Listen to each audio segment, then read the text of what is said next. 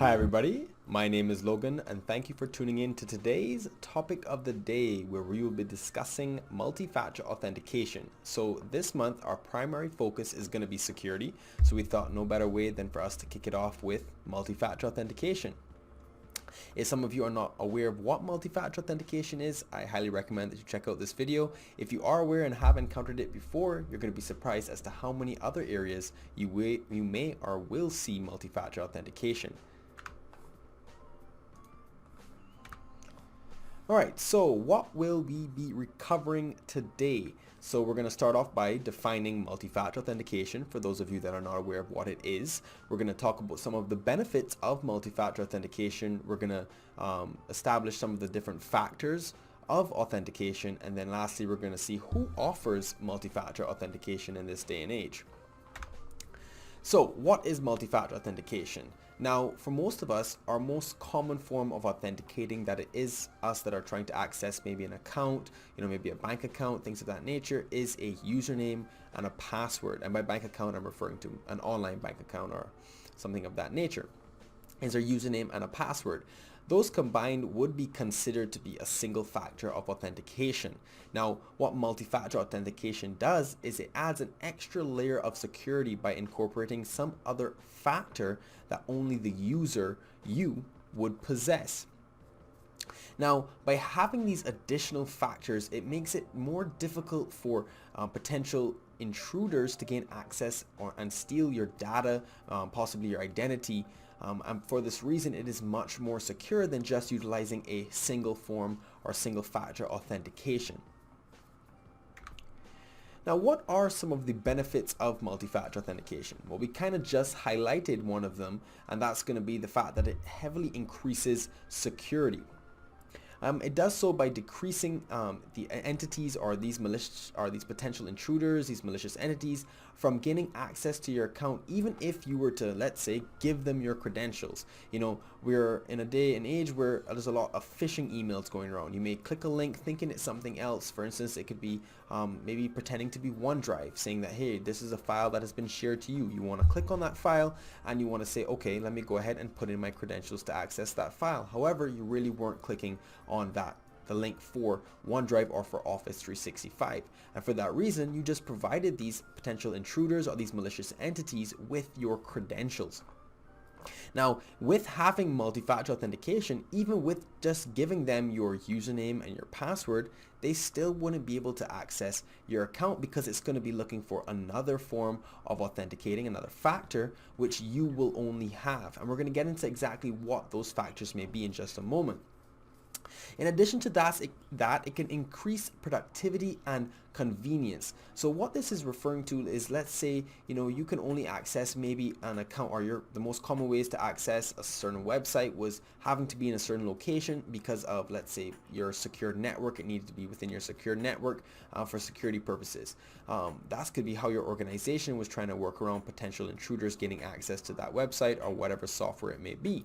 By having multi-factor authentication, there's additional options to, let's say, allow users to use it in different locations because there's trust in knowing that they have a specific factor that only that user has, and for that reason they could access it in a different location. It doesn't have to be within that organization's specific secure network. Now, that's just one example, but yes, it can increase productivity and convenience in those circumstances. In addition to that, it's truly easy to implement. A lot of people may say, oh, I don't know, I'm not sure how to use multi-factor authentication. I'm not sure what kinds of factors should I use. Well, guys, it's really going to depend on what software, what account, what is the purpose of this user profile that you're using. It's really going to depict what factor you should use, as well as what factors are even available for who is offering that multi-factor authentication. But yes, guys, it's super easy to implement. I've done a couple tutorials, and I'll make sure to point those out for you at the end of this video, where you could find some of those tutorials that we've done. Now let's talk about the different factors of authentication. So there's really three main categories that are used to describe these factors of authentication. That being something you know, something you are, something you have, and then something you are. So first thing is going to be something you know. Now this is that most common, that single factor authentication that we discussed in the beginning, that being your password, or your username and password I should say, since that is the main coupling.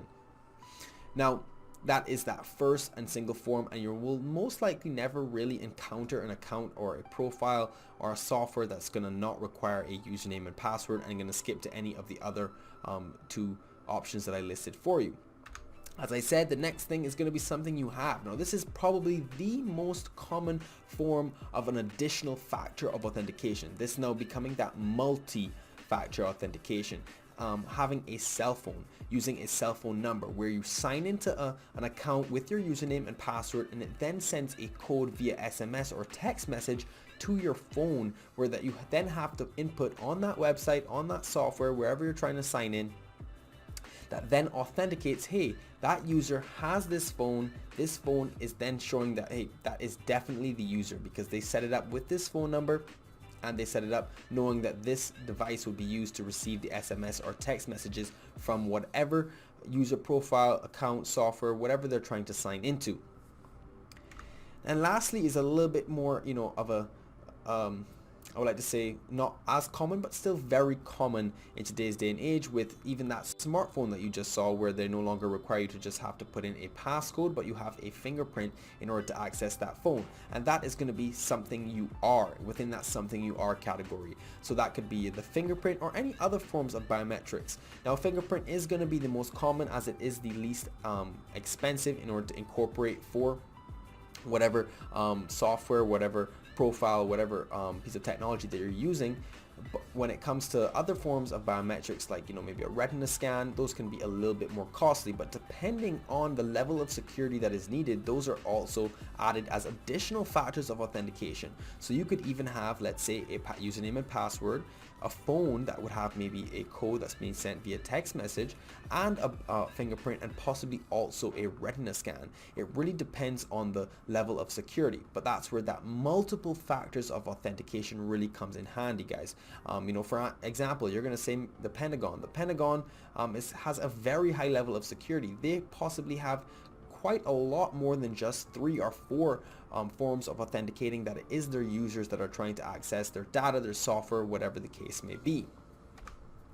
Now, who offers multi-factor authentication?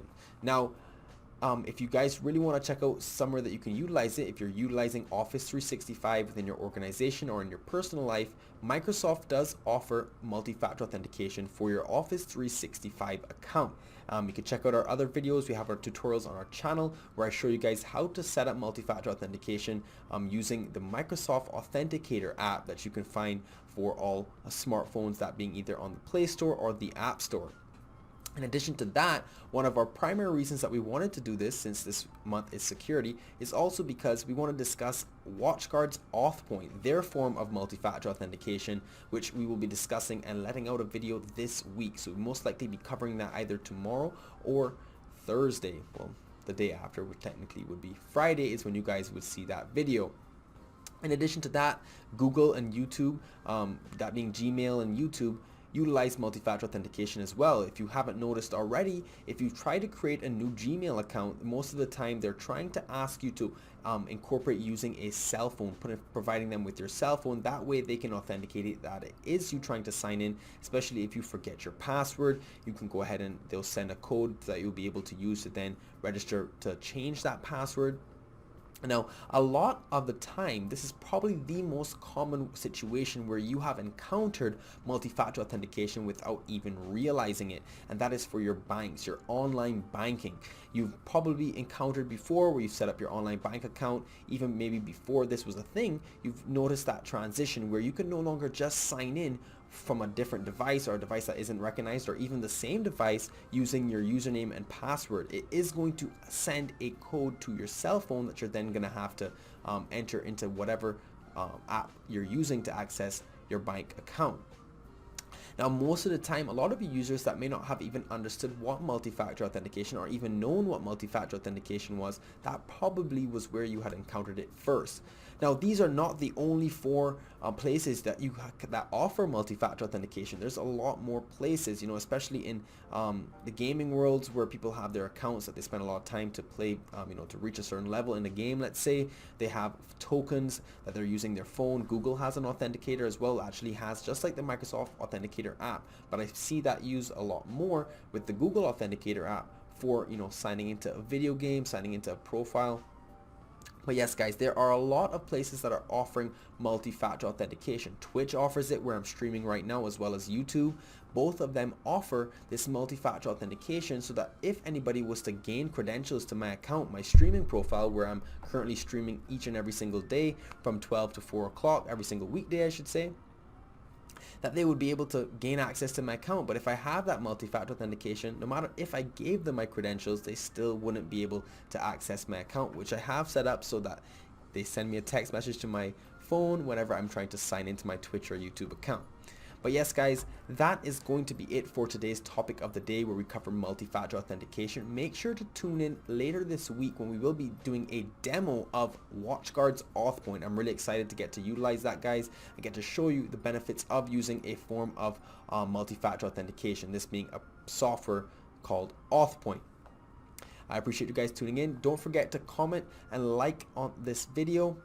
If you have any questions, please comment, let us know what you thought, let us know where we can improve, as well as subscribe to the channel so that you can get notified whenever we release a new video similar to this, or whenever we go live each and every single weekday, starting from between 12 to 1 and ending between 4 to 5 Eastern time. Alright guys, thank you for tuning in.